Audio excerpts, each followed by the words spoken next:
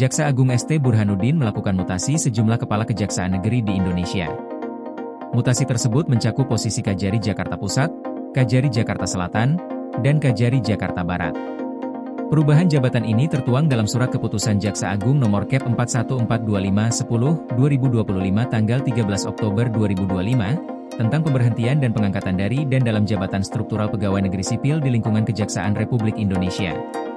Kapus Penkum Kejaksaan Agung, Anang Supriyatna, menyatakan bahwa mutasi ini merupakan bagian dari rotasi dan penyegaran organisasi, sekaligus bagian dari promosi jabatan bagi pejabat yang bersangkutan.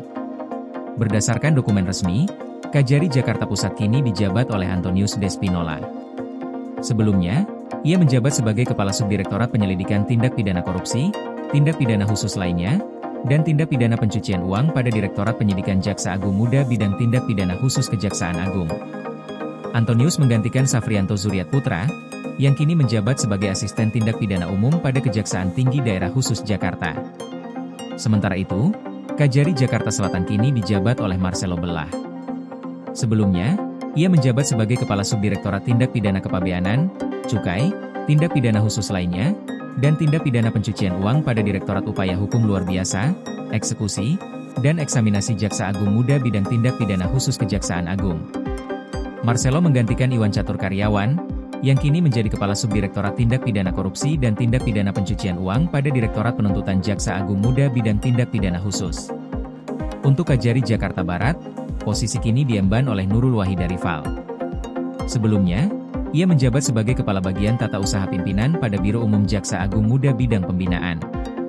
Posisi ini sebelumnya diisi oleh Haryoko Ariprabowo sebagai PLT Kajari Jakarta Barat, yang menggantikan Henry Antoro yang dicopot dari jabatannya. Mutasi ini menegaskan komitmen Kejaksaan Agung dalam menjaga dinamika organisasi, meningkatkan efektivitas kerja, dan memberikan kesempatan bagi pejabat untuk mengembangkan kapasitasnya dalam penegakan hukum. Perubahan jabatan diharapkan dapat mendorong kinerja kejaksaan yang lebih responsif terhadap tuntutan hukum dan pelayanan publik, sekaligus memperkuat koordinasi antar pejabat di tingkat nasional maupun daerah.